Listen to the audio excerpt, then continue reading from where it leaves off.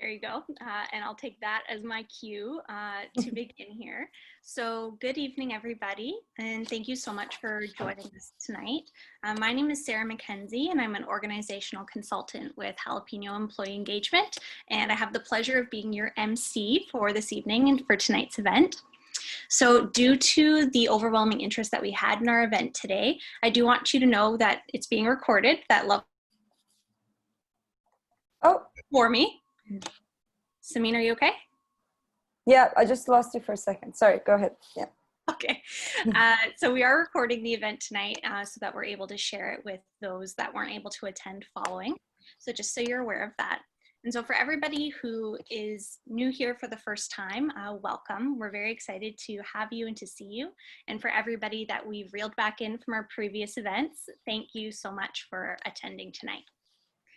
And so at Jalapeno, our vision here is to really build a world where individuals and companies can reach their full potential.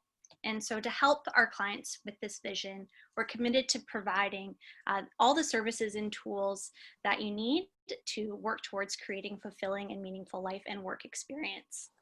And so we do this through a unique blend where we leverage technology as well as psychology to help our clients really develop the essential skills that they need to create sustainable and humanized work environments.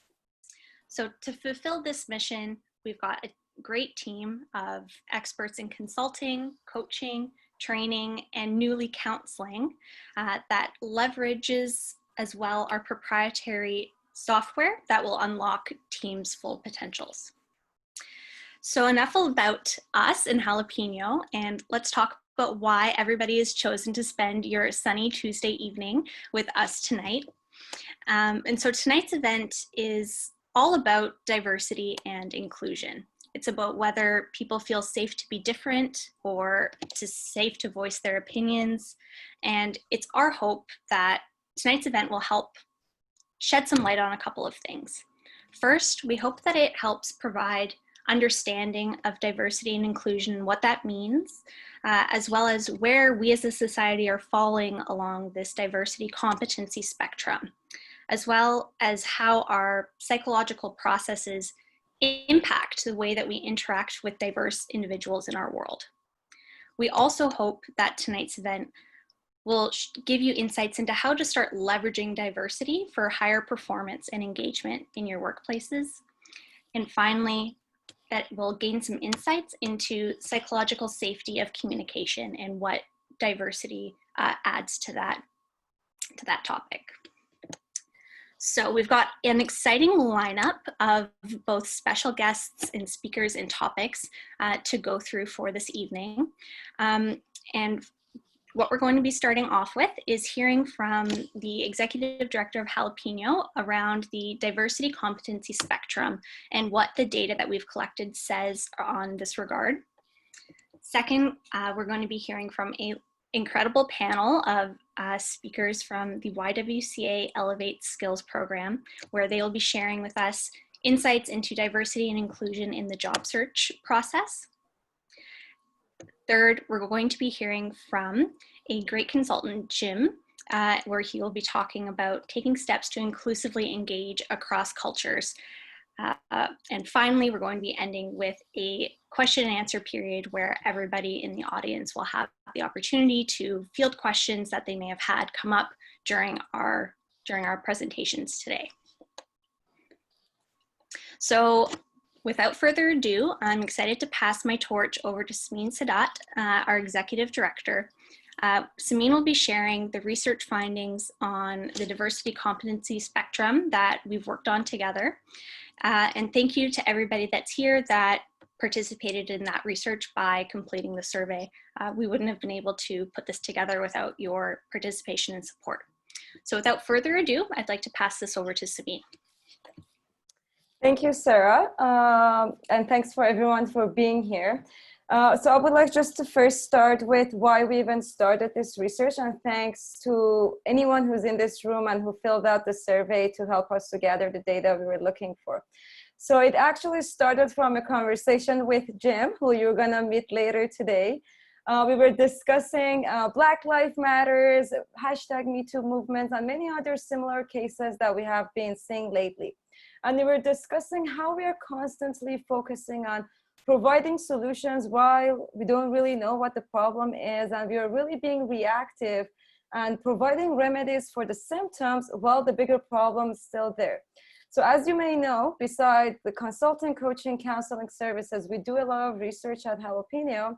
So we decided, with the support of Jim, to dedicate our research for this quarter on diversity and inclusion, and to really understand what the problem is about diversity and inclusion before even we try to think of the solution.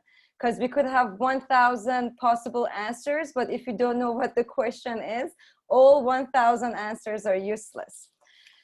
So we started actually understanding cultural competency continuum. So this represents the norms, values, and practices of an individual, which enable the person to interact effectively in a cultural diverse environment. So we took this model and turned it into a diversity competency model. So based on this, we're not only focusing on cultural differences, but also individual differences. So this starts from being very destructive until being very proficient and competent on our skills to have global interactions. So I'm just going to go quickly over each phase for those who have never seen this spectrum before.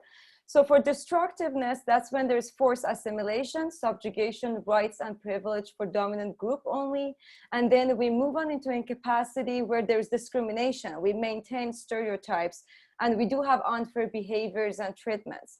The next phase of development on this spectrum is blindness, where differences are ignored, treat everyone the same, only meet the needs of dominant group. And after that, when we develop our skills, we turn into the phase of pre-competence, which is exploring individual issues. We are committed to assess needs of an organization and individuals. And then we move to recognize individual and cultural differences and seeking advice from diverse groups, hiring diverse unbiased staff. And lastly, that's when we actually start implementing changes in order to improve services based upon individual differences and their needs. So we started that survey to really understand where we fall on this spectrum. All right. So those who have worked with Jalapeno, they know that when it comes to data, what we care about the most to make sure it's visually appealing, easy to understand, and tells the story. So I will only share a few significant findings from this research. If you're happy to gather more insights about the details of the data, reach out to me. I'll be happy to debrief you separately another time. So on the y-axis, okay, let me know if you guys don't see the screen. I just got the feeling that my screen's not sharing. On the y-axis, when the average score is high on desirability, that means the average response of participants to this category presented the desired positive constructive outcome. So if there is high desirability on destructiveness, that means participants presented the desired behavior in this category and scored low on being destructive. So they presented the constructive mindset. So based on the data that we gathered, and another thing about the graph, so we started with assessing awareness and attitudes and moved to assessing actions and competencies on this spectrum. So based on the data we gathered, when we were measuring people's awareness and attitudes in this category, so we scored pretty high on desirability. It means people presented the desired outcome, so they tend not to be destructive. The same principle applied to incapacity and blindness. So it's a fair assumption to make that the data tells us people do have the desired awareness and attitude when it comes to diversity and inclusion. But what happens when we assess actions and competencies? This is when the story got very interesting for us. We saw a significant drop in the score of desirability when we were assessing the actions and competencies. There is an explanation for this trend, which is social desirability bias. What is social desirability bias? This is the tendency to over-report socially desirable characteristics or behaviors of ourselves and underreport socially undesirable characteristics and behaviors. Therefore, it may be a fair assumption that our participants in this survey chose respondents that they believed are more socially desirable and acceptable, rather than a true reflection of themselves. However, it is much easier to reflect on your tangible actions when you are being questioned on your specific behaviors to change. That's why we observed a drop in the score of competency and proficiency when we were questioning people's specific behaviors and actions they take about this. Another piece of interesting data from the report is, it was a self-assessment report. So when we were asked participants to rate themselves on awareness and attitude in regards to diversity and inclusion, they scored pretty well. So based on this data, they scored that we usually don't believe a specific behavior presented by one individual describes who they are. We usually don't use our own values and standards as a point of reference to assess which behavior is appropriate or inappropriate. But things get very interesting when we ask our participants to rate others, and this is what happened. Usually we tend to believe that majority of people usually tend to describe others based on their own standards. Majority of people use their own standards to assess appropriate behaviors in others. So there's also explanation for this as well, which is illusory superiority bias. This is the condition of cognitive bias in which we overestimate desirable qualities and underestimate undesirable qualities of ourselves relative to others. However, this is again another thing we constantly say at Jalapeno. When a problem is generated by a system that you're in it, you're equally responsible to fix the problem. So blaming is pointless here. Even you're very competent, but you're in the system that have the problem, you're also responsible to fix that problem. Another piece of finding worth mentioning is the confusion around the definition of diversity and inclusion and how to distinguish two concepts from each other. Based on our data, the majority of participants define diversity in terms of only ethnic background differences, as well as individual differences, acceptance and welcoming differences, equal rights, and hearing different voices. However, another interesting finding is we observed similar themes when participants were asked to define inclusion. Therefore, it may be a fair assumption to make that there is a lack of understanding of what diversity and inclusion is and how to distinguish from them. I personally believe that in order to make a change, first there should be a real mutual understanding of the problem and the ideal situation. So I myself very looking forward to this event to really understand what diversity and inclusion is before I even try to overcome the obstacles in regards to this matter. We also had some limitations about this study. So the sample size was 150 professional participants in our community in Vancouver, and we didn't have demographic data. I think it will be very interesting to really understand people from different cultural background, different generations, socioeconomic, how they would respond to this.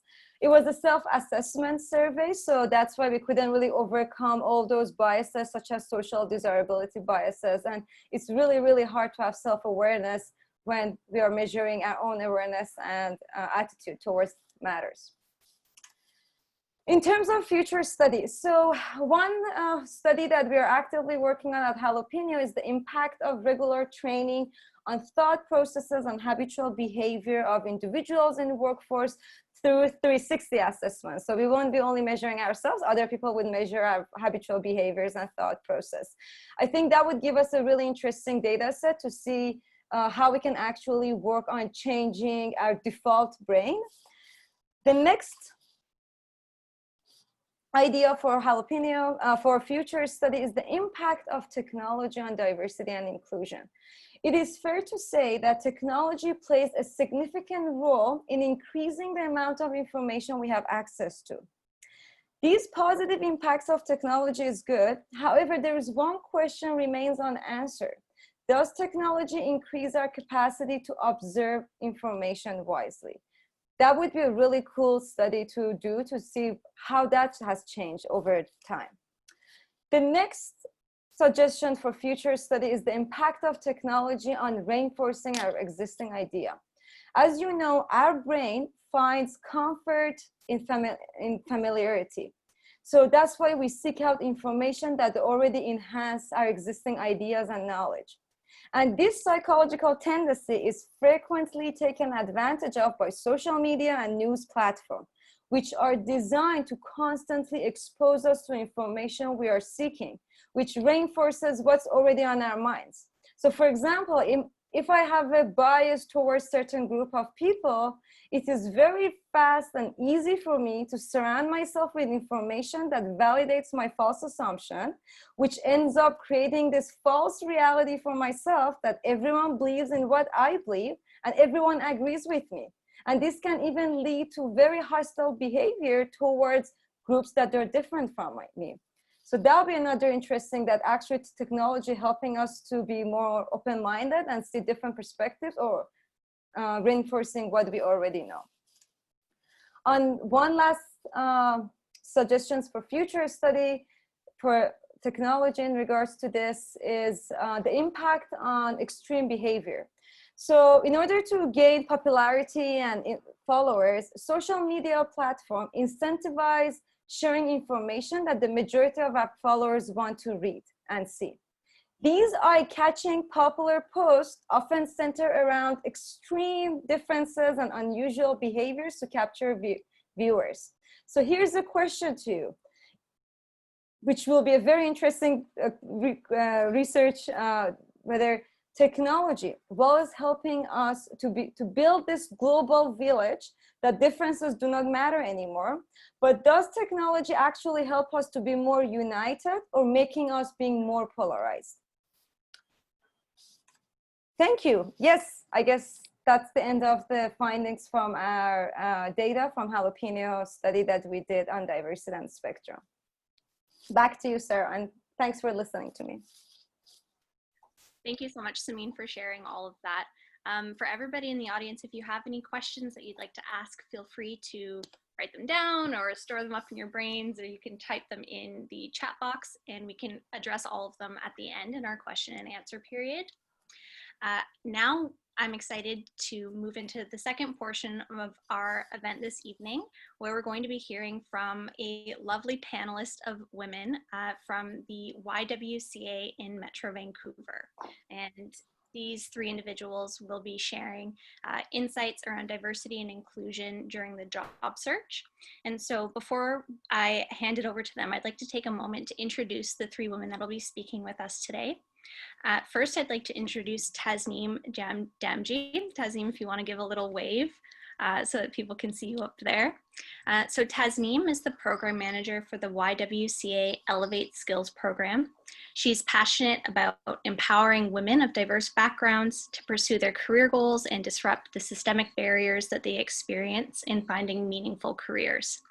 With over 20 years of experience working with nonprofit organizations and educational institutions in diverse settings such as Pakistan, Bosnia, Bolivia, Tajikistan, and Canada, Tasneem inspires marginalized groups to improve the quality of their lives by stepping out of their comfort zones and challenging the status quo. Tasneem holds an undergraduate degree in psychology, a graduate degree in public health, and a certificate in intercultural studies. She identifies herself as a visible minority who has struggled with her own identity in the Canadian context, and she is a proud mom of 2 multiracial children. So welcome to Tasneem. Next, I would like to introduce Ran Kang. And so Ran is a career advisor and facilitator for the YWCA Elevate Skills program as well. Ran started her career at Samsung Electronics in South Korea as a smartphone product strategist and came to Canada in 2009 as an exchange student here at UBC. Ran has participated in several global projects, including the Samsung Galaxy S7 series, which I'm sure many people have heard of it, but it's one of the most selling smartphones in the world at that time. And after relocating to Canada, Ren worked for an IT-based localization company in Vancouver as a project manager and completed the Career Development Practitioner Program at SFU after finding her passion for helping skilled immigrants to live up to their potential, both in life and in career. So in the past, Ren introduced herself as a product strategist, but now she sees herself as a people strategist. And finally, I would like to introduce Farah Kotadia. Farah, if you want to give a wave as well, and Ran too.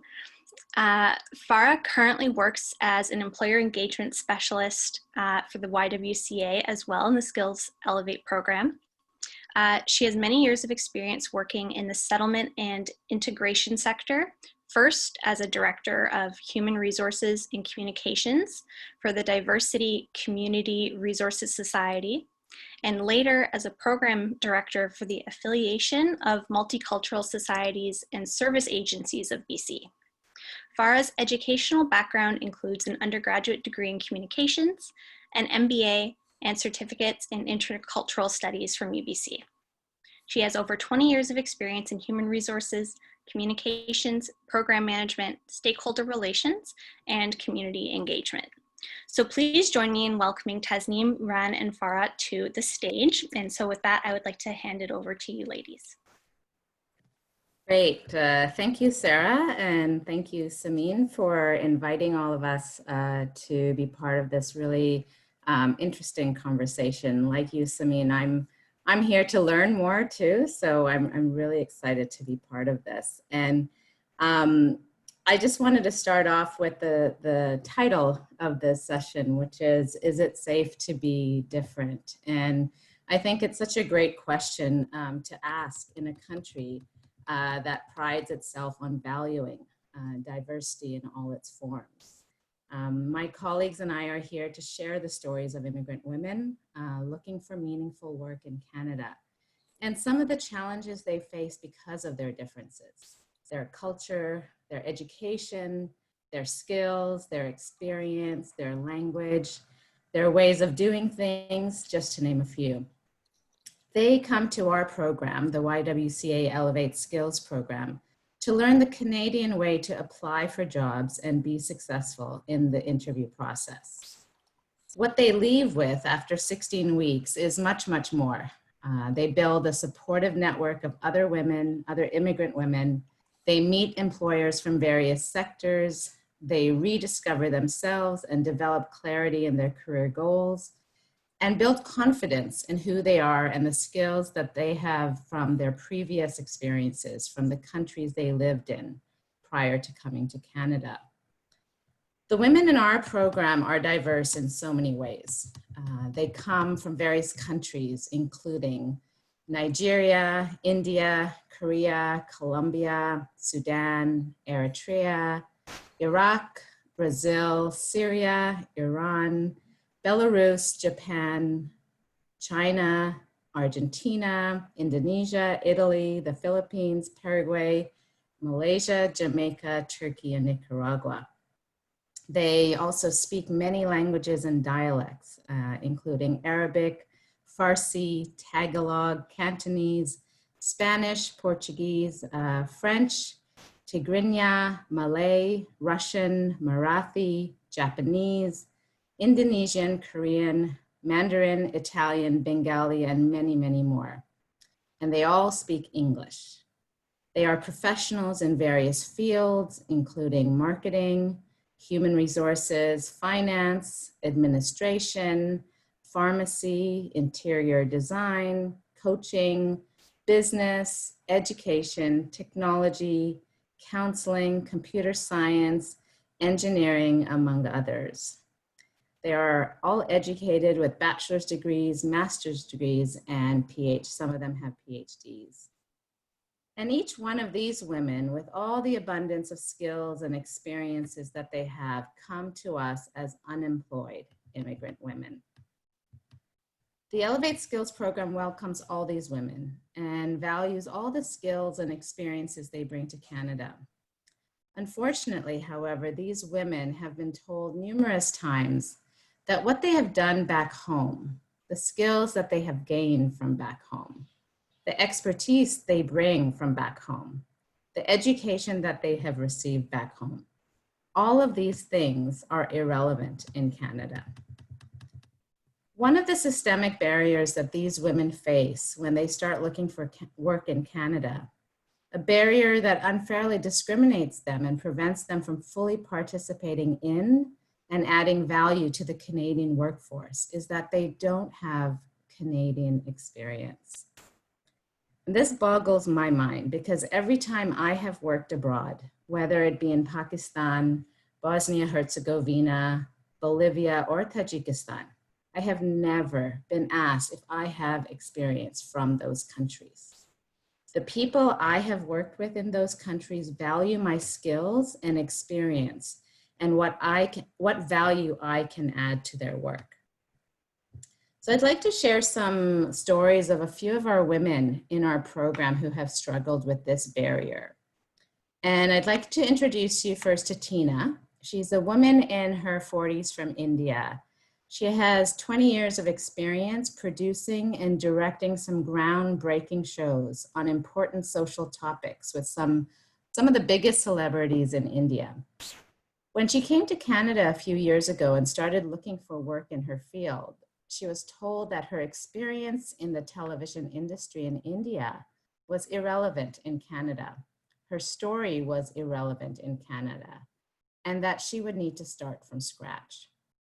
She told me that when she kept hearing these messages from so many people, it really took an emotional toll, that it was like a silent trauma for her, and that she had to grieve a part of her life that was being erased. The YWCA Elevate Skills program helped Tina embrace her story, accept her for who she is, and change the negative inner dialogue she was having with herself to words of hope and authenticity. She learned that her skills were transferable and is now interviewing for positions that allow her to tell her story in ways that are powerful and meaningful in the Canadian context. She is now actually starting to work with she's actually now working with our program to create a video that tells the stories of women in the program. Tina is adding so much value to the program and really teaching me about storytelling, strong work ethic, compassion, and the power of the spoken word.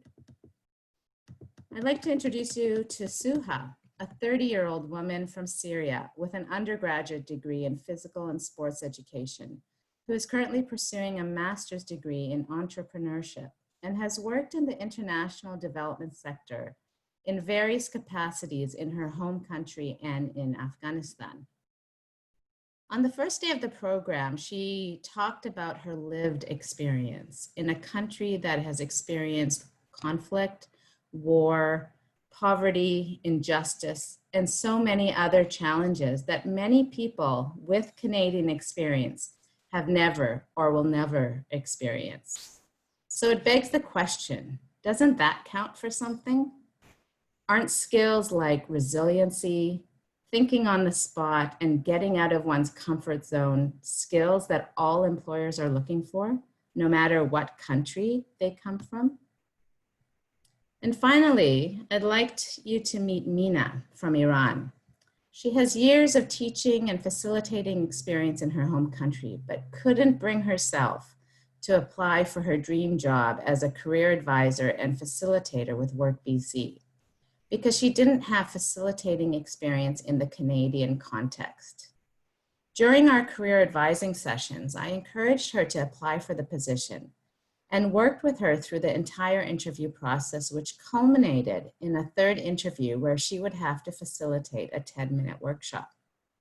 She worked really hard to put together a strong workshop. And when I was called as a reference, I was told that another candidate was going to be chosen until they saw how Mina facilitated the workshop. Mina got the job and said after the first day on the job, quote, "Today, for the first time after 2.5 years, I had the feeling that I got myself back. After struggling with all those challenges and unknowns I have been through as a new immigrant." the feeling that I am finally officially settled and rooted in my new home. That's a great example of an employer who took the chance on someone without Canadian experience. The stories of these three women tell the stories of all the immigrant women in the Elevate Skills program who are trying to navigate the systemic barrier that tells them that their diverse experiences and skills are not relevant in the Canadian job market. It excludes a large group of people who call Canada their home.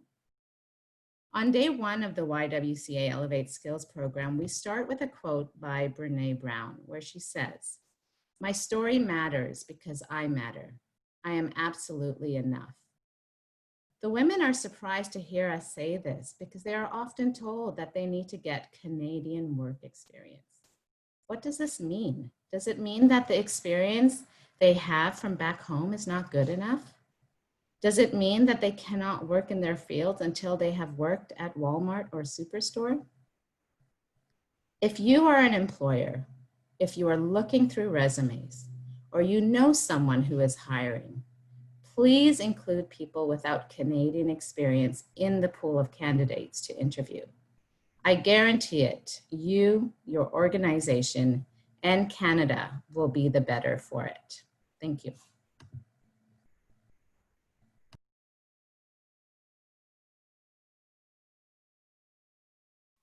I guess Ron will go next. Thank you, Tasneem.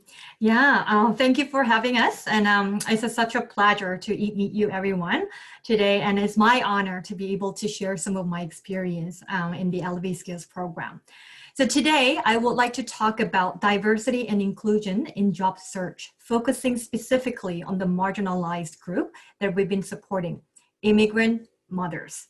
As Tasneem mentioned, being an immigrant itself is challenging. On top of that, being a mother adds another layer to the barriers that they face in the labor market. When we talk about diversity and inclusion, we often think in terms of gender or race, but if we expand our definition a little bit, we see that subgroups exist. And I believe immigrant working mothers or immigrant mothers looking for work is one such group. So I'd like to share my own personal story as an immigrant working mother. Before moving to Canada, I was a working professional with 5 years of experience in a successful global company. I loved my job and my life back home, but I said no to the good thing to say yes to the best thing in my life. So in my first year in Canada, I experienced a huge transition, both as an immigrant and also as a mother. I always wanted to return to work after having children, but that was tough. I didn't have a good support system and had no professional networks here in Canada and had career gaps, just to name a few. And just like Tasneem mentioned, of course, no Canadian experience. I was eager to find my identity back as a working professional, but there were some systemic barriers. After a lot of trial and error, I got lucky and got a job offer, but it was still challenging to find the opportunity to embrace my differences as an immigrant working mother. Now I am grateful to be working at the YWCA that offers a supportive and inclusive environment. Even before the pandemic, I was able to work in a flexible and supportive culture, which provided a sustainable environment to continue my life and passion as a professional working mother. I now see many mothers like me in leadership position in the organization, and this definitely increases my motivation and commitment to the role. So looking back on my experience as the career advisor and facilitator for the Elevate Skills program, we've supported over 85 immigrant women so far. Many of our participants were immigrant mothers. So for this reason, sometimes we had little kids in the workshop participate as very special guests, especially during these times when our meetings are conducted through the online format. It is not uncommon to hear a child crying or jumping into the camera and saying hi, all those things. So from my experience working immigrant mothers so far, they were the most resilient people that I've ever met. While experiencing various transitions themselves, they were eager to learn and develop their skills more than anyone else in the group. However, there were unique systemic barriers that they were facing in the labor market. Most participants had career gaps, which could be considered as a red flag from employers, and many of them had limited support system in terms of childcare, and which made it even more challenging to re-enter the workforce with traditional office hours. We once had a client who was an IT professional with many years of experience back in her home country. While her spouse achieved professional development with fatherhood bonuses, she, as an immigrant mother, was experiencing a 5-year career gaps. She applied for an entry-level position, but due to the lack of a support system for her children attending school, it was not an easy decision to going back to normal office hours. From that point, I questioned if her career gap wasn't considered as a drawback or penalty, if there was affordable, reliable, and available childcare for her children, if there were more opportunities to work flexible hours or reduce the hours, what would have been different? Despite many roadblocks, we heard of amazing stories too. So I noticed that many immigrant mothers use negative language, especially when they describe their working gaps or experiences as mothers, such as, I'm just a mom. I didn't do anything over the last 2 years because to take care of my children, which I believe is not true. So I am pretty sure that they've learned and developed so many skills during that time. So I encourage them to value their own experience as a mother and highlighted their transferable skills in the job search process. One of our participants decided to write about her volunteer experience at children's school on her resume and got her first interview in Canada after having career gaps. And another participant decided to take online courses for career transition and told me that she realized being a mother made her a better student and a better person, which I totally agree with. I believe the individual efforts are important, but I don't think they are enough to make a meaningful difference without the employer's efforts. And here are a few suggestions I'd like to recommend today. First, value their experience as a mother. Mothers have so many transferable skills in addition to their professional skills. Mothers are project managers, event planner, administrative officer, and financial managers at home, sometimes taxi driver. And especially for immigrant mothers, they are second to none in terms of being resilient, responsible, and adaptable to change. Second, try to reduce unconscious biases and stereotypes of mothers as lacking flexibility and having lower work commitment or performance, which is not totally true. So last but not least, cultivate supportive and inclusive cultures. So consider job sharing options, reduced hours or flexible hours. As we're transitioning to a new norm during these times, I think now is the perfect time to question and redefine so-called ideal work or norm and to be more creative in rebuilding work cultures for embracing diverse populations. So from what I observed from immigrant mothers so far, success in their job search doesn't just mean getting a job or making money. Instead, it means finding back their identity as a working professional, contributing to the Canadian community, achieving economic inclusion, and most importantly, being a role model for their own immigrant children. When we invest in diversity and inclusion and embrace marginalized groups and allow them to be different, I believe that makes Canada as Canada. Thank you very much.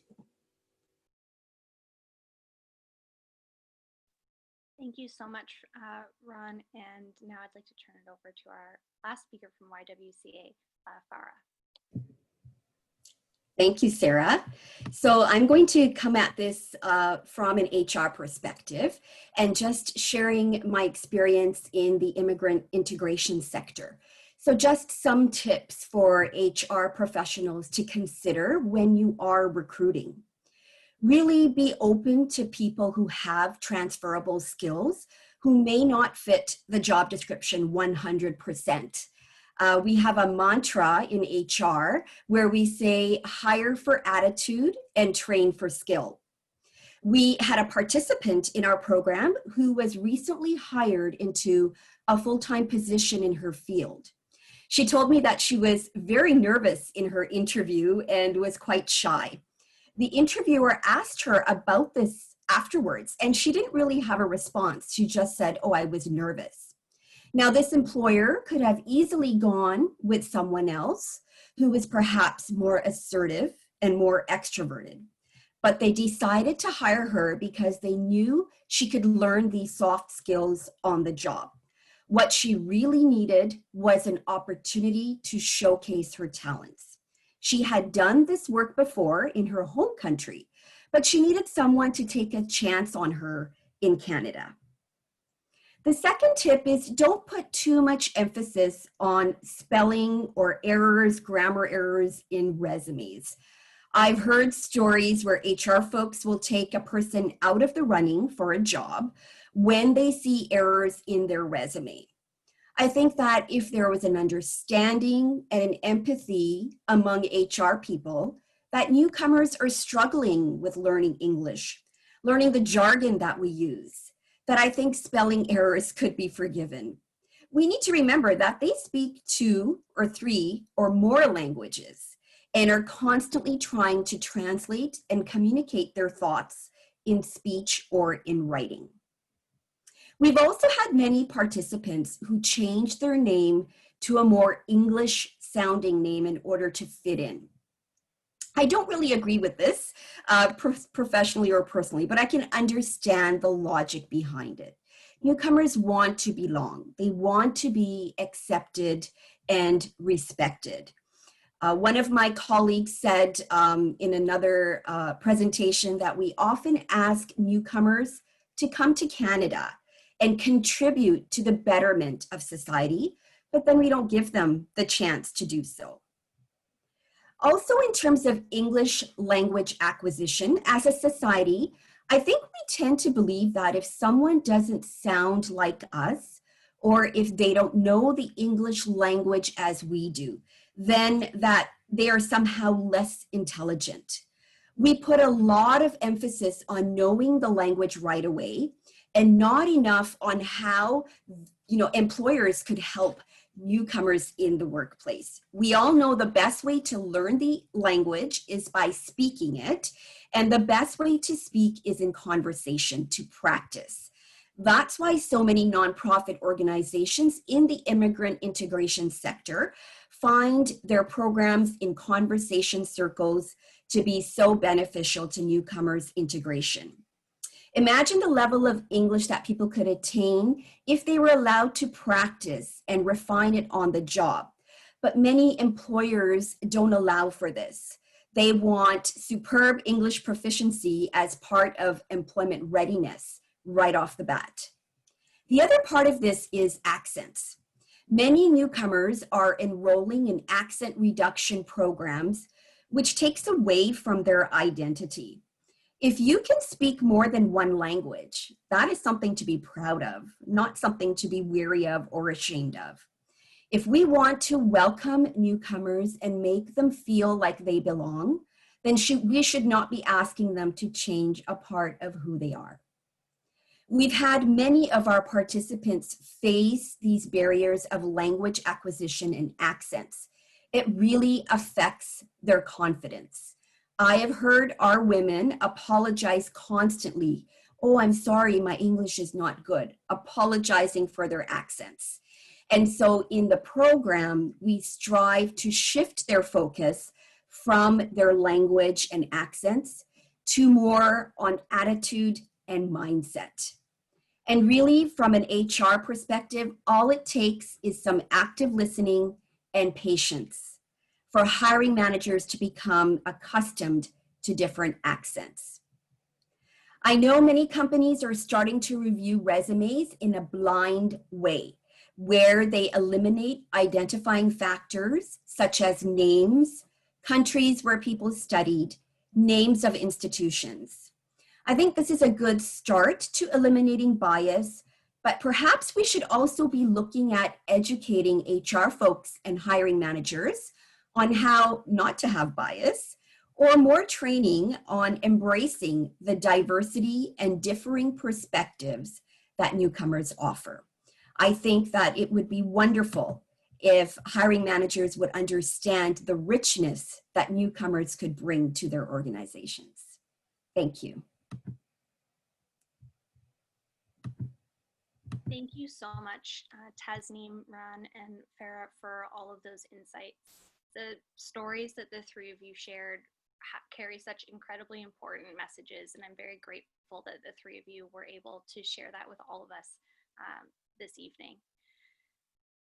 So far tonight, we've had the privilege of hearing about what data says. We've heard some real life stories and accounts from people struggling with this and thriving with diversity in the workplace as well. And finally, I'm excited for us to be able to hear about steps that we can be taking towards a more inclusive workforce. And so with that, I would like to introduce our final speaker for this evening, Jim Brosseau, and who will be speaking about steps to inclusively engage across cultures. And so Jim Brosseau is the principal consultant at Clarrus Consulting Group, and he's been working with teams for about 3 decades now, and is really passionate about educating people about the role that relationships and interpersonal friction have in the success or failures of projects. Today, he now leads a team of 12 facilitators delivering project management and leadership workshops that embody this philosophy of focusing primarily on team relationships to over 2,000 people every year.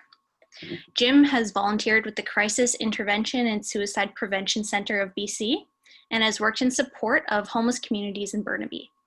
He has published 2 books, numerous technical articles, and has presented at major conferences and many local professional associations. So with that, I would like to turn the floor over to Jim Brosseau. Thanks, Sarah. And thanks to Samin and everybody for being involved in this. And let me start with a little story before we get into a little bit of slides here. There's somebody that I follow very closely on the web, Seth Godin, who is a marketing guru, if you will. And he posted a blog a couple of months ago about the dominant culture. That was the title of the blog. And he says, one of the great cartoons that he can recall involves 2 goldfish in a tank talking to one another. And one at one point responds in surprise to the other and says, wait, there's water? And when we don't see the water, it's a sign that we're benefiting from being part of that dominant culture. And that's a very important thing. And it's interesting because if I look at who's in the room virtually here, I come to this webinar having lived for 60 years now as being part of that dominant culture. A white male in North America. And I'm at a point where I'm trying to make sense of it, trying to make it better. I'm humbled and honored by the stories that I've heard. I'm as I learn over the years that we have been less appropriate, I guess, if you will, in dealing with different cultures than we should be in Canada, and haven't been educated in that way. It's embarrassing. And the stories that came from Tasneem and Ran and Farah, I've heard those stories, I've seen those stories, and it's quite embarrassing to in many ways to be part of that dominant culture in Canada. Samin, to your point earlier, you talked about a global village where differences don't matter. I'd like to rephrase that, and I'd like to think of a global village where differences are cherished and where differences are leveraged to increase the strength of the organization. That's really where I'm trying to get to with what I'm talking about tonight. So I want to talk about a few things. I want to talk about where the world is today, and this notion, this distinction that Samin made about the difference between diversity and inclusiveness, and how to take steps to get there, both individually and organizationally. And so I'll just start with pulling up a slide deck here, and I will wield the magic of Zoom. And I just want to start by talking about today's fairly chaotic world. So we've got a deep history, I guess, of diversity and lack of inclusion. Like I said a few minutes ago, as a Canadian, I'm embarrassed to only be recently learning. That sets the scene for where we are today. And I think where we are, especially locally here, we're more diverse than ever. Globally and locally, I've heard that Vancouver, Burnaby area is the most culturally diverse metropolitan area in the world. And that's a very interesting thing to hear. And I certainly see that when I work in classrooms locally at UBC or SFU or other places. Easily 15 or 20 different countries represented, so many different languages, that sort of thing. Diversity is a massive part of how we interact with others these days. We're also more online than ever. You know, thanks a lot, COVID, for that. The fact that we're online introduces a new challenge for us because we cannot easily connect as well online as we do in a face-to-face world. That becomes a challenge, an additional barrier that we need to overcome as we are trying to connect with one another to be more inclusive. And again, thanks to COVID and other things that have happened over this crazy year that we've had, we're more stressed than ever. And that, again, puts us in a position where we are more likely to react viscerally, using our lizard brain, if you will, to situations than to thoughtfully respond to situations.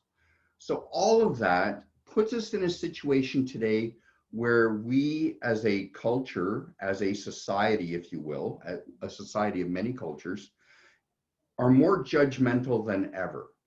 When we layer social media, and I use air quotes to identify social media here because a lot of that actually pushes us further apart. We're actually less social than ever before. All of this is heading in the wrong direction. I think that there are a lot of things that we can do to change the direction of that tide, if you will. The world, parts of the world are waking up at different rates, unfortunately, to the ideas of how to not simply coexist peacefully with one another, but to thrive in the richness of our diversity, which is where we want to get to. And a big part of that is that we need to understand some of the mechanisms that are in play that are limiting our ability to connect so as we should. And each of us needs to understand that we have to take responsibility, both individually and in a corporate world as well, to be more inclusive.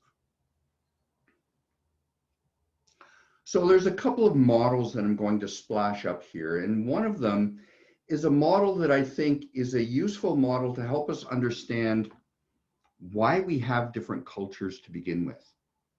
Okay, it was put together, Peter Senge put together the fifth discipline, but basically this ladder of inference is this model that shows how we take in information from around us and process it in a manner that allows us to build models that let us simplify and take action without having to think about every time we see a person, every single time or a different situation. We can build models. We observe things, we see, we have experiences, we see data. If we go from bottom to the top, we select particular observations based on our past experience, and we add meaning to those things based on the norms of behavior within our culture. Those meanings drive our assumptions and conclusions, and all of this drives our behavior in the world. And this model very nicely describes how we become culturally acclimatized. That works really well if we are never faced with a different culture. But the model falls down as soon as we're exposed to another culture. And that is where we can get into problems. Because when we are faced with a different set of circumstances, and we're trained to be very simply process information based on what we have always seen and what we have learned as part of our culture, we will make mistakes. We will have collisions in those cultures. And those collisions that we have can be fairly innocuous. I remember the first time I was in Seoul, and I went to go down to the subway, and being from North America, I tried to go down the stairs to the subway on the right-hand side of the staircase, which is the opposite to the way most people in Korea go up and down staircases. So I was hit by this wall of people that I had to deal with. And it was an interesting little thing. When I was in Japan, I was told, actually learned that in business situations or in more formal situations, there can be a tendency for people in the Japanese culture to not be comfortable in disagreeing or saying no in a given situation. And my son and I were in a situation where we were working with some knife makers, making some kitchen knives. It was a wonderful experience, but I saw that at one point my son was totally messing up his knife. And the person who was helping us was just watching and grimacing a bit, but nodding his head. And then he asked simply if he could see the knife for a minute, and my son gave it to him, and he cleaned up that mess really quickly, but he didn't feel comfortable saying, no, you're doing something wrong there. It was, so you can get those things, or we've all run into situations where we've had much deeper collisions in a cultural context, whether we use simple hand expressions, if you will, that are appropriate in North America, but could be seen as highly offensive in other parts of the world, using words that are comfortable for one culture, but not so much in another culture. As we get more and more into these cross-cultural situations, there's a higher possibility that we're going to have those collisions as we're dealing with different situations. And this ladder of inference, as long as we're staying within the same culture, just reinforces, works fine. It's when we fall outside the culture, or as Tasneem and Ran and Farah talked about, for people that are coming into Canada from a different culture, they're hit in the face with this difference that they're dealing with. So we need to really understand the difference, a massive difference between diversity and inclusion, okay? Culture is one area of diversity, and it's a culture, and gender is something that's talked about in this evening's discussion a lot, but there's all kinds of other things. There is, age, there is religion, there's politics, there is preferences. And then when we get into organizations, there's organizational cultures that get layered on top of that as well. So if we look at those two very distinct things in this matrix that we have here, we have two different dimensions. Along the horizontal axis, we have the degree to which we are diverse from one another. Over on the left-hand side, everybody is identical. There's no differences to discern. Over on the right-hand side, vastly different, probably in many different dimensions. So we've got this scale there. On the vertical axis, we've got the scale from being exclusive, we see everything our way and that's the only way, to the top, which is deeply inclusive, where we appreciate and understand that there are different ways of seeing the world, different ways of engaging with the world, and appreciating that those differences are valid and reasonable and should be acceptable. So if we look at those 4 different quadrants that are broken out as we break this out, if we start down in the area where there is no diversity, where everybody is largely identical and there is no concern about exclusion, that can work in a very, very narrow context. But it's plain old vanilla ice cream. There's not much excitement in there. There's really nothing going on there. And if you only live in a very sheltered bubble, that could work fine. If we were to try to go into the upper left quadrant, where we try to build deeper inclusiveness without an opportunity to understand what forms of diversity really mean, it's kind of empty. We're not really learning from actual experience. We could think in theory that these are the right things that we need to do, but we can't really act upon actual data and learn and grow from it. And because of that, unfortunately, I think our path to becoming more inclusive is going to go in this direction. For most people, when they start experiencing other forms of diversity, there's typically this disruption. There's this conflict and chaos. Okay, and that's where a lot of people in the world are dealing with right now, because we haven't really pulled apart diversity and inclusion as 2 separate things. And we're getting a lot of the stories that were talked about with Tasneem and Ran and Farah, and we're getting some of the data that Samin talked about earlier on as well. We don't really quite understand how to manage inclusion effectively in organizations. And if we were to give a definition, I think my definition of inclusion would be the degree to which we can leverage the diversity that we have in our group to everyone's advantage, not just to the advantage of the primary or the dominant person in that culture. It is to everyone's advantage. And I'll talk about the variety of reasons why that is so important. So we're in this stage right now where we're in conflict and chaos, and we need to find a way to get out of that.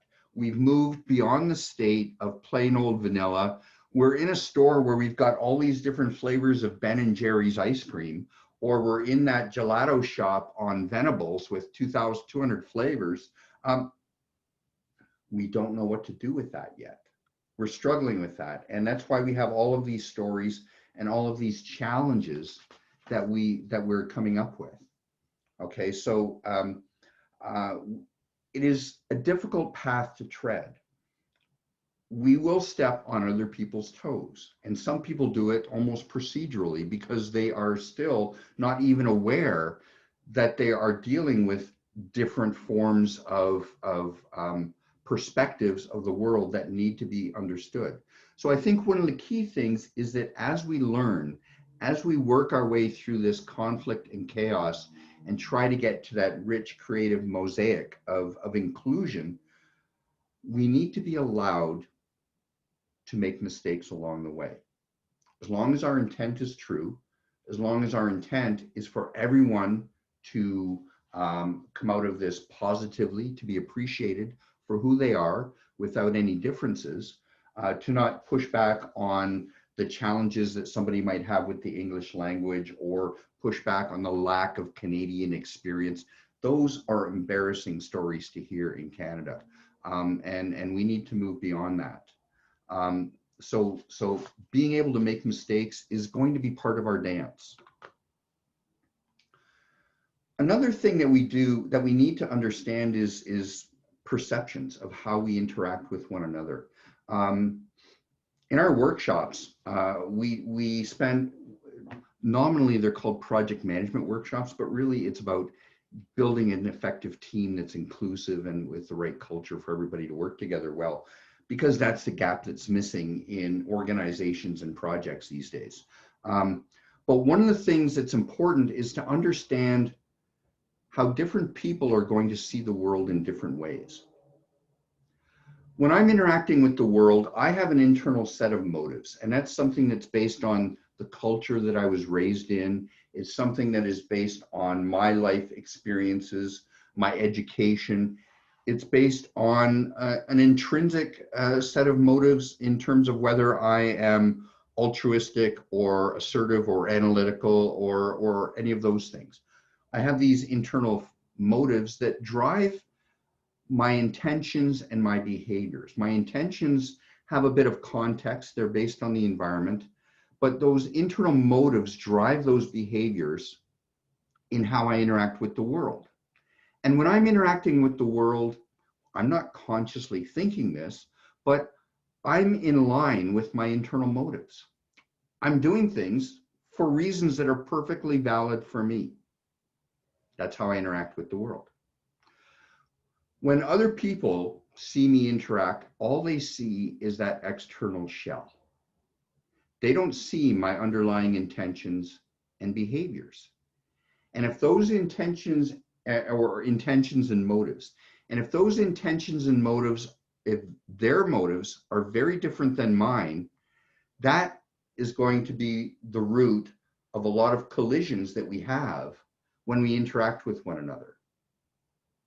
Okay? And what we need to do as individuals, as we're interacting with one another, as a way to get to the point of being more inclusive, is to take the time to get to know one another, understand their intentions, understand their motives, their experience, their cultures, all the things that are different from the way they see the world to the way I see the world. I don't have to agree with them, but I do have to appreciate that their motives and intentions are as real and as valid to them as mine are to me.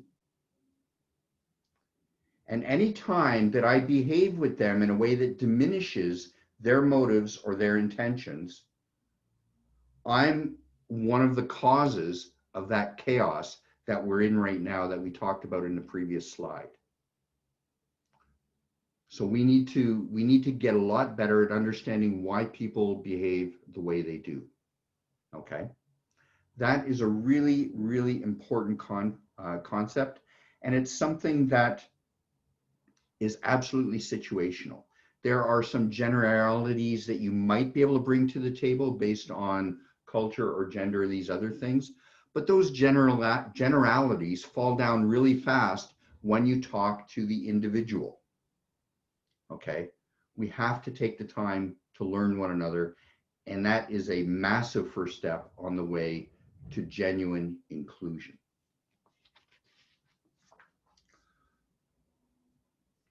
One more model to throw at you. This is a model called the Johari window, and it's an idea that unfortunately acts as a barrier to inclusion in a lot of people. And if we look at these axes in a different way, so horizontally now, what we're looking at over on the horizontal axis is how much you know about yourself. Over on the left-hand side, you know a lot about yourself. Over on the right-hand side, you don't know about yourself. The vertical axis here is how much others know about you. Down in the bottom, others don't know something about you. And at the top, people know things about you. So we break that into 4 quadrants. There's an area called the open or public area that is where I know things about myself and others know things about me as well. And that's a good thing. If you think about that previous slide, that is the depth of going down and understanding motives and intentions for individuals to better understand and connect with them and appreciate why they behave the way they do. There is a blind area here where other people can see things about us that we can't see about ourselves. We might be behaving in a way that is based on our culture or upbringing that other people may find offensive. We may not know that. Okay? there's a hidden area. There's an area down in the bottom there where there's things that we know about ourselves that other people don't know about us. Again, think of those motives and intentions that we have not yet exposed to people. And then there's this unknown area, which is an area where we don't really know these things about ourselves, nor do anyone else. And the concept behind this model is that if we want to be more inclusive, we should be doing things to try and expand this open or public area. Okay, and we can do things proactively to expand that open or public area. We can ask people for feedback. Can you tell me about something that you've observed that I've done that might have offended you, or something that you can see about me that might not be clear to me? To get to expand the window in over to the right-hand side. Or we could just be open and provide self-disclosure about ourselves. What is it that's driving why I interact with the world? What are the elements of my culture that you might need to understand to better appreciate what I bring to the table and why I engage with you the way I do? Or there's some areas where there's opportunities for self-discovery as well. Okay, and if you think about just reflecting on how you've interacted with the world and asking yourself if the outcomes matched your intent, you can learn from that sort of thing. There's a lot of value in doing this. So getting to know ourselves and others pulls us away from this oversimplification that we've been raised to use to try to manage data. Okay, that model that I first showed that helps reinforce culture is something that we need to break through. Okay, and actively working to get to know ourselves better through the lens of others, and to get to know others with their support as well, is a really important thing. And again, breaking away from this, the oversimplifications that we have in terms of diversity is a very important thing. Geert Hofstede is a Dutch psychologist who's done a lot of work around culture, and he's broken culture into 6 different dimensions. And one of those dimensions is, I guess, unfortunately named as gender. And he describes the continuum of gender in those cultures is that some cultures are more feminine in that they are more nurturing, and some cultures are more masculine in that they're more outwardly oriented. Think hunter-gatherer versus nurturer or mother, if you will.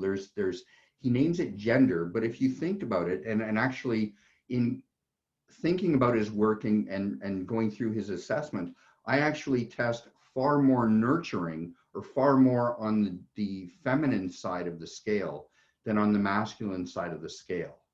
And he's built up a lot of data that talks about where countries lie on these different dimensions, and they can be a first proxy, if you will, to understand where people come from. But again, it's the individual that is way more important. So the important thing is, it's really important to get to know a person before you judge a person. Okay, to really understand what forms of diversity are really important, really matter to the different people involved in the conversation, and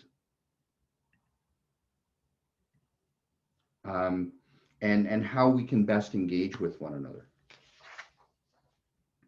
So there's a number of steps that we can take along the way. The first thing, I think, is to sit down and have the right attitude.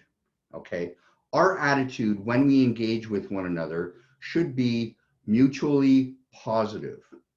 Okay, all through our lives, when we engage with one another, the intent should be to ensure that the outcome is positive for both parties. There's a book that I read a long time ago called Finite and Infinite Games from James P. Carse. And that notion of finite and infinite games is an interesting lens that I use as I interact with people. Some people go through life playing finite games.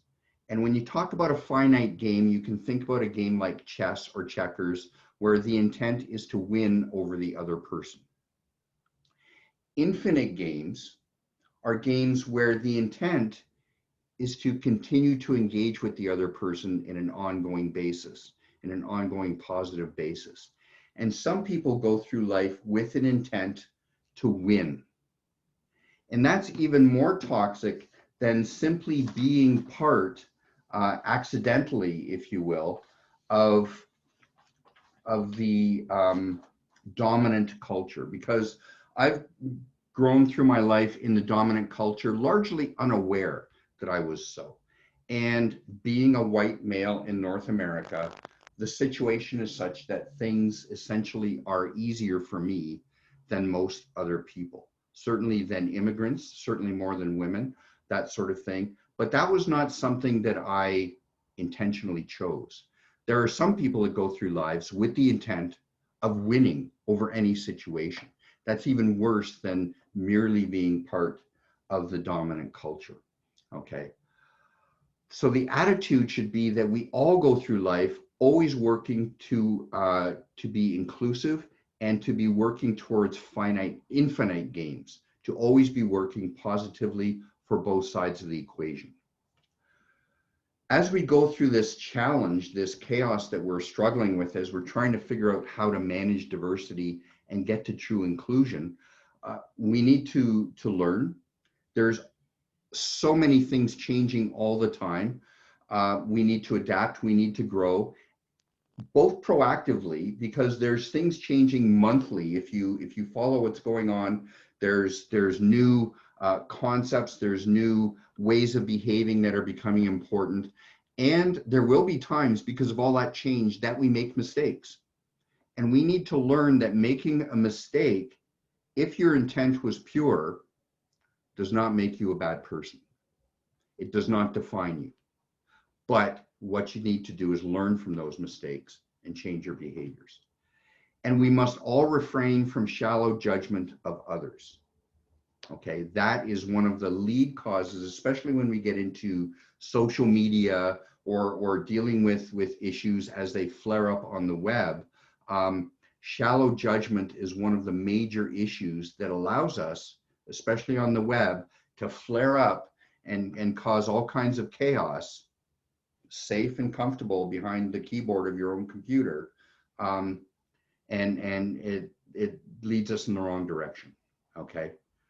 Whatever you do, we can only make our own difference. We can't completely change the world. There will be hot spots. And the important thing that I think more and more these days, what I'm seeing is that there's a lot of people and a lot of organizations that are giving the appearance, they're working to be seen to doing the right thing rather than actually doing the right thing. And that is something that is happening in a lot of organizations that are that we have to be careful about these days. We need to ask ourselves, are we doing something that is working positively for both sides? Unfortunately, a lot of organizations feel compelled by what is out there to be very assertive, aggressive, decisive in how they deal with issues around diversity or missteps around diversity. And that can get organizations into trouble. And again, it doesn't lead us in the right direction. As an organization, you want to be inclusive in your culture, okay? So that inclusion is something that only grows as you bring other people into the fray. I used to study martial arts, and we've all heard of Bruce Lee. And Bruce Lee was very famous. In some circles, you would say infamous, because he used to really talk down about a lot of the martial arts like Taekwondo or karate or that sort of thing. What Bruce Lee did is he looked at all the different systems of martial arts. And what he said was, I want to build a system. He called it the way of no way, Jeet Kune Do. Okay. a system that is based on the principles of inclusion, inclusion of the best elements of all the different forms of martial arts. Okay, and that's a very, very important attitude, I guess, to bring to the table, because he demonstrated that it was very effective. He was at any distance. Martial arts have a tendency to be effective only at a certain distance. I trained strongly in Taekwondo, which meant that I was fairly effective when the person was far enough away so I could kick them in the head. But when they got in closer and I couldn't kick anymore, these limbs, these hands in front of me were these useless things that I wasn't trained in how to use effectively. And if I was on the ground and grappling, well, I was done. So Bruce Lee looked at all those things and broke that apart. And it's the same way we need to deal with organizational culture. Jerry Weinberg, in a book, a really old book that is still very relevant and very valid today, a book called Becoming a Technical Leader, he said, if you are a leader, the people are your work. There is no other work worth doing. And in our workshops, we describe it the same way. We say that the leader's primary job is to build an effective, inclusive culture that allows everybody to shine in the workplace. It's all about psychological safety. It's all about self-worth. Everyone in the organization needs to have the ability to speak up without repercussions when things are not going well, and everybody needs to be appreciated for who they are in the workplace. There's an exercise that we run in our workshops. It's about getting people to identify the 10 things that they value about themselves the most. Okay, might be that I'm intelligent, or I'm a father, or I'm a son, or from all over the map. And then we get them to ask themselves, for their top 2 or 3, how can those characteristics, those attributes, be of value in the workplace? And sometimes people struggle with that. But if you listen to the stories from the women at the YWCA, you'll realize that if somebody's a mother, that means that they're nurturing, and that's a very important value to bring to the workplace. So everybody brings value, and anytime anybody is asked to leave part of themselves at the door, if they're not valued for anything about who they are in the workplace, they are diminished. They are not being fully included in the workplace. Very important. And all these stories that came out from Tasneem and Ran and Farah are stories that come from organizations that aren't there yet in terms of really understanding the value of inclusion in the workplace. We have to go from merely having diversity, which is a statistic, to leveraging that diversity. It's not just tolerance, it's about leveraging it. Because if we can bring everybody to bear in a situation in the workplace, we have more perspectives to bear on the problem. We have naturally an appreciation of others, because other people are going to bring their ideas to the table that you would have never thought of. And if everybody's involved in solving a problem in the workplace, then they have ownership in the outcome, in the solution there as well. So diversity is something that should actually be cherished in organizations and managed in organizations to the point where it is true, genuine inclusion in organizations. A book that came out just a few months ago, Dare to Speak, Suzanne Nossel, a very good book. One of the quotes that she brings out early in the book is, arguably, it's from Voltaire, from 250 years ago, where apparently he said, "I disapprove of what you say, but I will defend to the death your right to say it," which I think is relevant today because of these attacks on free speech, which is a challenge that we see fairly often, or these ignoring of the value of diversity of others that we bring to the table. Now, at the same time where she quotes Voltaire, she also says, the freedom to offend is not a license to offend, nor an assurance of protection from consequences. So again, that's part of the challenge that we're in right now, is that we're in a situation where it's easy for others to slam down other people's perspectives. And in many ways, it's often expected that if you don't also slam down other people's perspectives, then you're just not online. You're not in line with us. So we need to get past all this noise. Getting back to the issues, the stories that were talked about earlier, organizations really need to step up and definitely improve their hiring processes to appreciate that if they are not hiring with diversity in mind, they're missing out on massive opportunities to excel. They're missing out on massive opportunities to differentiate from the rest of the companies out there that that still don't get it. So that's very important. A couple of things that Suzanne talks about in her book is she brings out some principles. And as we engage with one another, we have to be careful about these principles.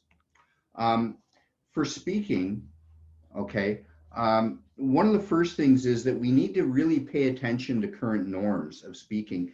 And those norms are going to evolve over time. So we have to really be aware of that.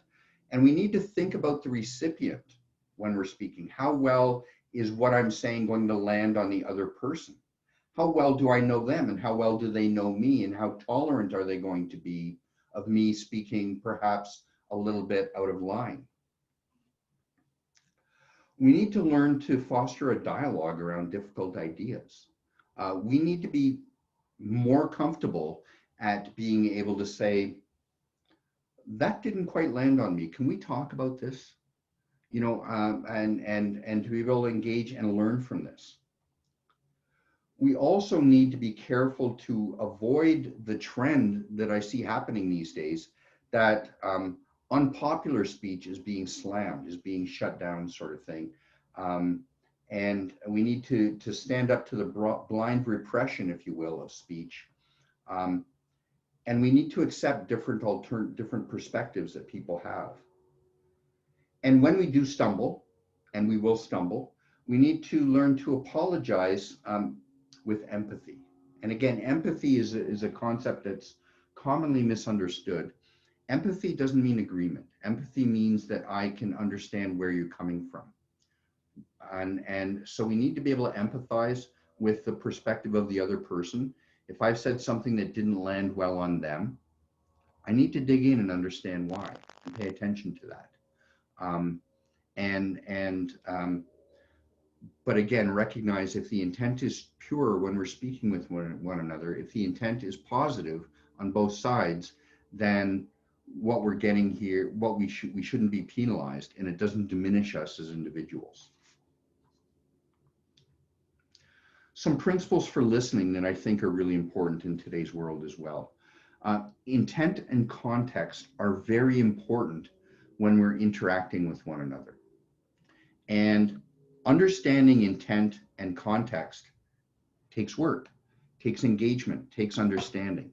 If we judge before we understand intent and context, we're simply being lazy, and we can't allow that to happen, okay?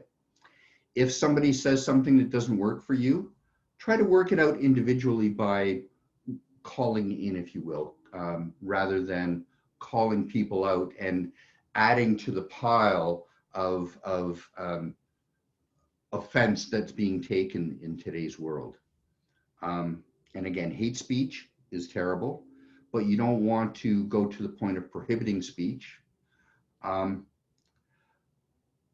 It's okay to protest. It's not okay to silence other people. Your values are important, but so are the values of other people. And you need to understand that. And again, forgive when warranted is an important thing there. So, and in all those cases, when somebody is being diminished because of their culture, because of whatever form of diversity that they have, and you're a bystander, and you don't do anything about that, you're just as guilty as the person who's diminished the other person. You cannot just step back as a bystander and let that happen. Okay, we need to speak up. We all have a responsibility to get through this period of chaos that may take years, probably will take years, decades to get through if we're going to be a truly inclusive society. We'll see small pockets first. We'll see organizations wake up to this different way of interacting with one another. To see it as a country, I hope to see that in my lifetime, but I'm not sure we will. So that's my thoughts here. So these ideas of different castes, these notions of a dominant culture, they've been ingrained for years. They're biological. And if we want to live on this increasingly crowded planet, we need to get past those ideas. We need to recognize that despite all these visible and invisible forms of diversity, we remain one species, okay? And that diversity, if it's well managed, is a strength that we can bring to the table, okay? We've got our limitations. We have all kinds of these biological drivers against working towards more inclusiveness, and we have to work beyond that. We're driven largely by our amygdala back here, which is this thing that allowed us to survive saber-toothed tigers, to be automatically reacting to a situation. But that doesn't work so well these days because, well, A, there's not a heck of a lot of saber-toothed tigers around town, and B, that is something that pours adrenaline and cortisol, other toxins into our bloodstream. We need to train our prefrontal cortexes, okay? This is what makes us distinct as humans. Unfortunately, many of us are still driven by this little almond-shaped thing back here that forces us away from being inclusive. So we need to wake up about this. We need to learn from our own histories. I'm learning so much that I was not taught in school as a kid. We need to embrace the histories of others and the richness and diversity that we have there. We need to internalize this in our interactions with one another. We need to catch ourselves when we stumble, because we will. And we need to continuously learn, and it's not easy, but it's essential. And that's it. So thanks, everybody. Thank you so much, Jim, for sharing all that. I'll do my clap up here because I'm not on. But I really appreciate yourself, as well as Tasneem and Farah and Ron and Samin, for all of the incredible insights and stories that were shared tonight. They truly are part of conversations that are so essential for us to be having. And hopefully that this was a great start to those conversations that will continue and leave and permeate further into our community after this event. And so thank you for everybody who's shared tonight. As with all of Jalapeno's events, we always would like to leave everybody with a token of our appreciation for your attendance and for coming. And so as a thank you for being with us this evening, we're offering a 10% discount on all of our diversity and inclusion training. So if you're interested in those, keep your eye on your emails, as you'll get a special offer for attending this evening. I do know that we are a little bit over time, and so I would like to formally end the event here. However, if any of our panelists have the capacity and would like to stick around for an extra 5 or 10 minutes or so for some Q&A, we'd be most grateful to have you. If not, then that's completely okay. And I'd like to thank everybody for being here. Jim, you saying that works for you. I don't know about Our Lady. I'm seeing nods. Okay, all right, we've got thumbs up. Okay, so with that, if anybody from the audience has questions that they would like to pose to our panelists, one at a time, you can like unmute yourselves and speak. It can be a little bit more informal, or if you don't feel comfortable sharing your question, you can put it in the chat box and I can pose it to one of the panelists for you as well.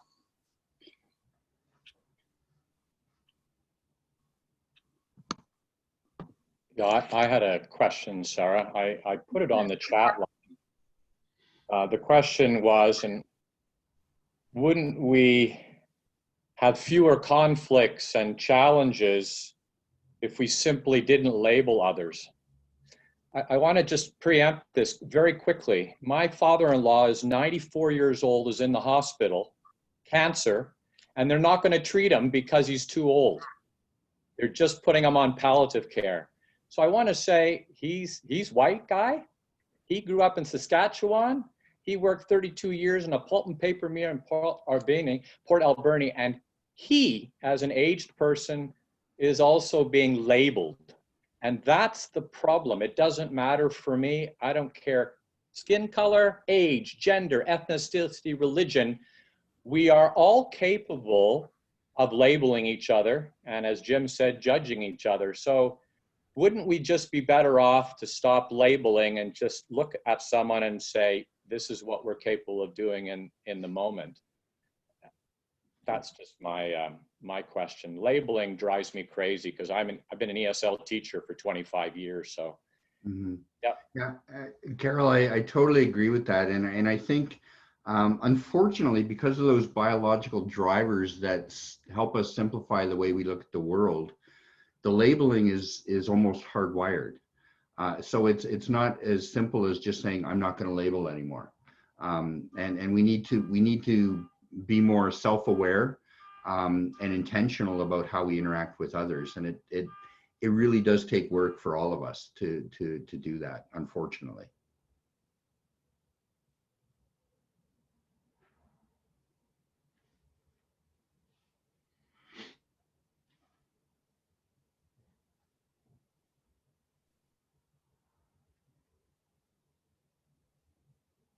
Thank you, Jim. I don't know if any of our other panelists have insights that they'd like to add to that component, but it does seem like the labeling is something that is pretty ingrained in our culture at this point. Okay, sorry, I just got a little sidetracked. I got a question sent into the chat. And so if there are other thoughts on this question, please feel free to share them. Otherwise, I can read this one out that I received as well.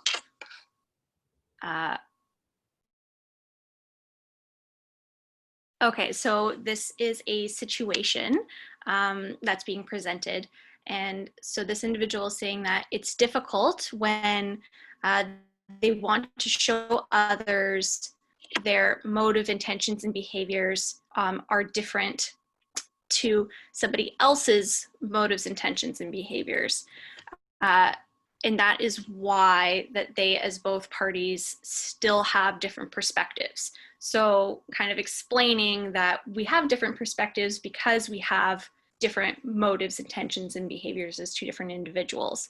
But they experience that people don't seem to accept that and don't feel like, I guess there's still some conflict around having this different perspective. And so this individual is wondering if anyone has any advice on how to deal with that kind of a situation.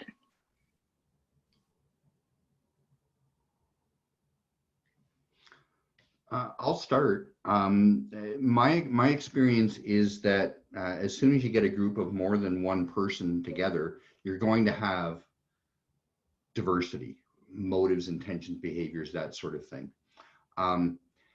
And there's going to be a lot of people that are going to feel shy and reserved, not willing to speak up, particularly if you're a new immigrant or if you're a woman in a male-oriented culture or any of those things, not willing to speak up, to have a voice.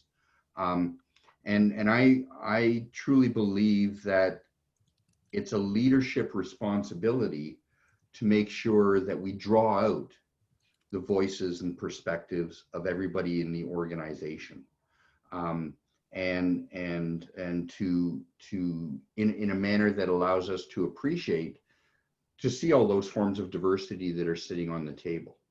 And if we don't do that, then we are, through our own inaction, diminishing that person, allowing that person to stay in a diminished state. And I think that the level of inclusiveness in an organization is a function of the lowest level of inclusion that the organization will tolerate. And if it's an organization that will allow one person to not speak up about what they feel is important or to express their views, then that no matter what else is being done, that organization is a fairly low level of inclusion. That's what I'd say is my perspective.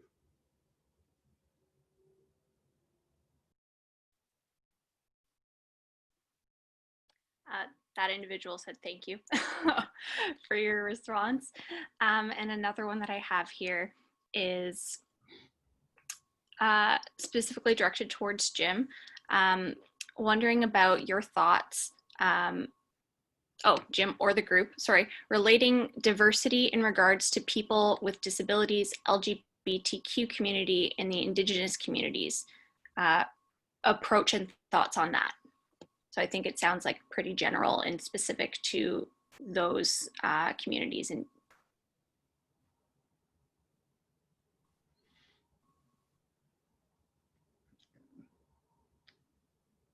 anyone else want to speak up? No? Okay. They're all forms of diversity that we need to deal with. The one that stands out in that list is, well, actually, it's a pretty interesting continuum of diversities that you have there.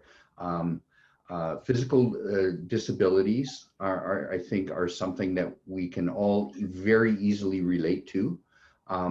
And because I've broken a leg or that sort of thing, and being in an organized, and it's almost proceduralized in building codes these days to have buildings and organizations set up to be able to support that. When you're looking at LGBTQ or that realm of different forms of diversity, that's something that individuals need to learn to accept. And everybody will have different barriers to accepting those forms of diversity and that they need to understand what that really means and how it impacts the workplace. And again, I see that as yet another form of different perspectives that can freshen up or enlighten the perspectives to the organization. The Indigenous question is, I think, a little bit more challenging because of our largely untold history in this country about how we've dealt with Indigenous peoples over time. And there's a lot of great books that are there to help us understand. There is a lot of organizations that will provide training around engaging with Indigenous peoples in the workplace.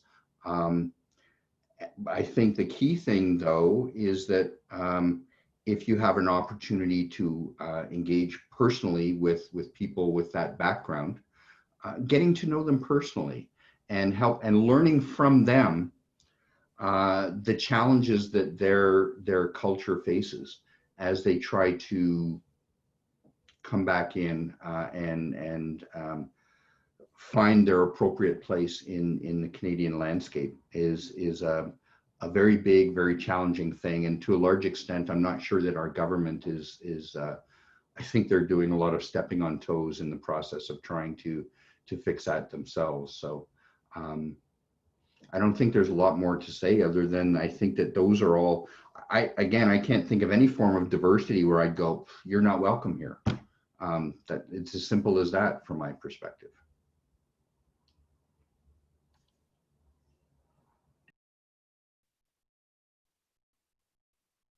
Oh, certainly. Thanks, Jim. I currently don't have any other questions flooding my inbox here. So I'd like to, open it up one last time if anybody has something that they'd like to ask to our panelists that they haven't had the chance to yet. Please feel free to share.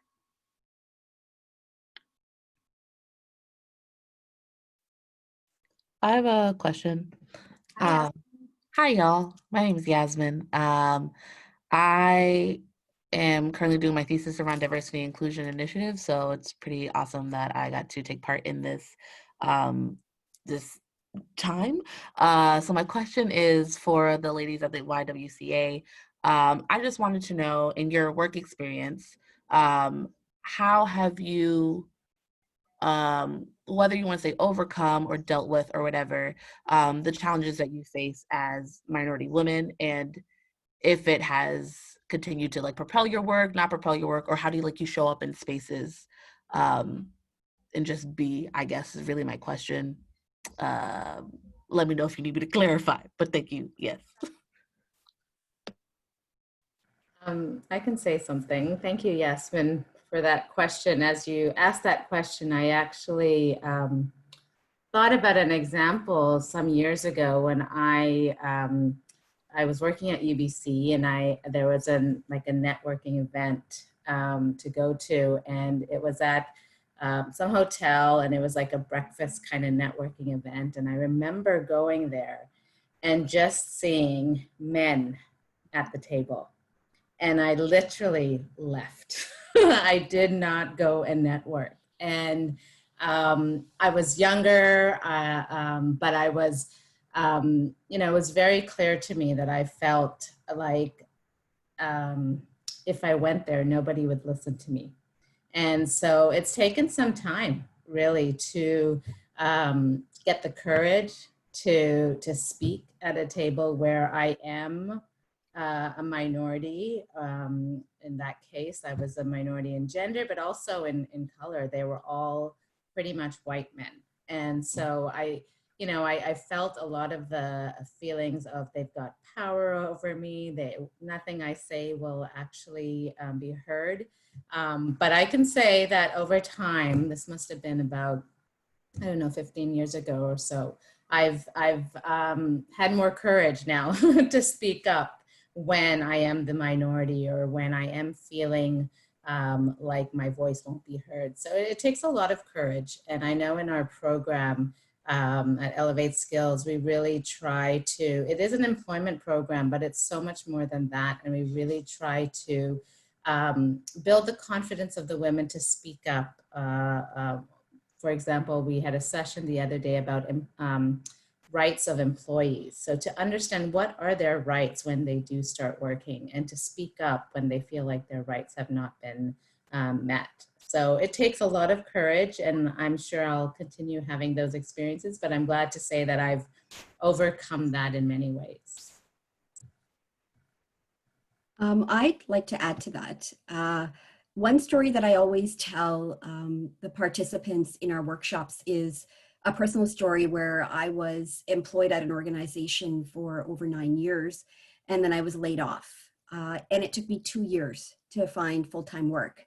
I was doing casual, on-call, whatever I could find, because I think a lot of, not just the women in our programs, but a lot of newcomers look to people like us who are here today as role models, and they think, oh, look at that person. They have a job, they studied here in Canada, they were brought up here, and they have it all. And it's not like that. So there were days when I went through all the isms, is it ageism? Is it sexism? Is it racism? Why am I not getting that job?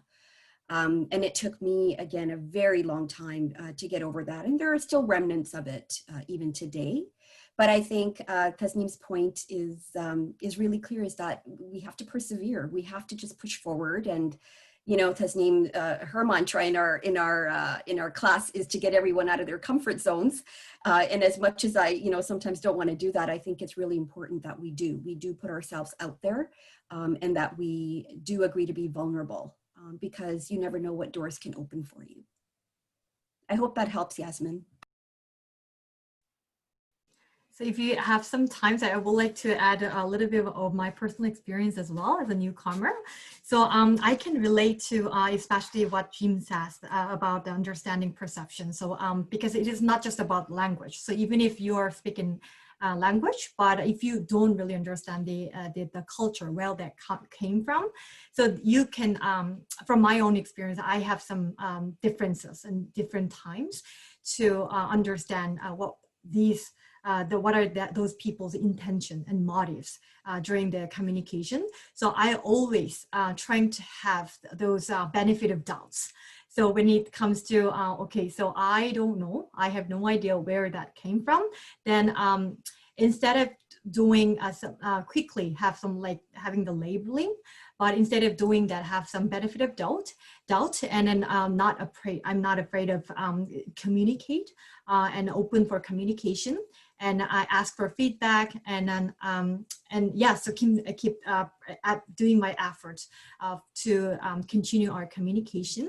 And the second is that having the as a newcomer, that having the understanding about the diverse communities in Canadian society, I think that was really helpful for me actually. So as a visible minority newcomer women, so myself as well, so I don't want to sit in the victim seat. So I'm not, diversity inclusion is not just, I'm not just a victim, but diversity inclusion, I am one of the players that make a difference and contribute to reach out to the goal for the diversity inclusion. So having the shifting the mindset from the victim into the contributor and the key players, that made me a difference.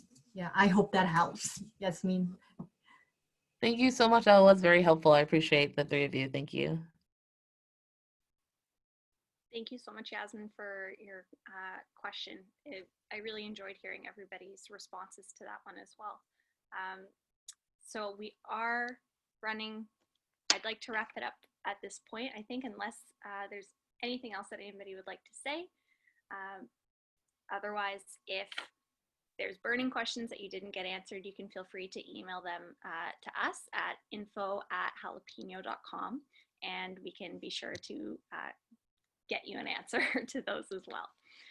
So once again, I'd like to thank everybody who took the time out of your evening to participate in these conversations with us tonight, to listen to these wonderful speakers. I am truly grateful for all the stories and insights that were shared tonight. I think it's helped shed a lot of light on different situations and struggles that individuals face in the job market and in the workplace in regards to diversity. And I hope that what we've learned tonight can help other individuals when we're going out into that workforce. And as Ran said, we are all contributors to diversity, and how can we show up and make a difference in our day-to-day lives. So thank you again to everybody. I hope you stay safe and healthy and have a fantastic evening. So thank you very much. Thank you. Bye. Thank you.